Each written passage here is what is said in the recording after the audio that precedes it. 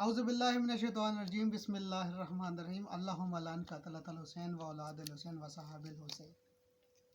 امام جعفر صادق علیہ الصلوۃ والسلام یہ فرماتے ہیں کہ اگر آپ یہ چاہتے ہیں کہ آپ کے جسم پہ آپ کا گوشت زیادہ ہو جائے تو مولا فرماتے ہیں کہ آپ کھانا کھا کے آپ نہایا کریں، اس سے جو ہے آپ کے جسم پہ گوشت بڑھتا ہے۔ پھر فرماتے ہیں کہ اگر آپ یہ چاہتے ہیں کہ آپ کے جسم پہ گوشت کم ہو جائے، ہونا چاہیے، پھر مولا فرماتے ہیں کہ آپ نہار منہ یعنی کہ بغیر کھائے پیے آپ غسل کریں، اس سے مولا فرماتے ہیں کہ آپ کے جسم پہ جو ہے وہ گوشت کم ہو جائے گا۔ اب مولا نے فرمائے کہ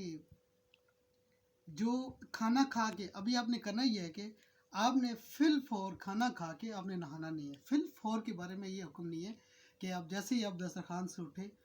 بغیر ہاتھ دھوئے جو ہے آپ غسل خانے میں چلے، ایسا نہیں ہے۔ آپ نے کرنا یہ ہے کہ اگر آپ چاہتے گوشت زیادہ ہو تو پھر کھانا کھا کے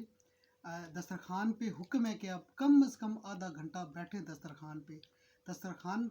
آدھا گھنٹہ بیٹھنے کے بعد آپ ہاتھ دھو کے آپ غسل کر لیں، تو مولا یہ فرمائے کہ آپ کے جسم کے لیے بہت بہتر رہے گا، اس طرح آپ کی ہڈیوں میں جو ہے گوشت پڑے گا۔ والسلام تو ہے۔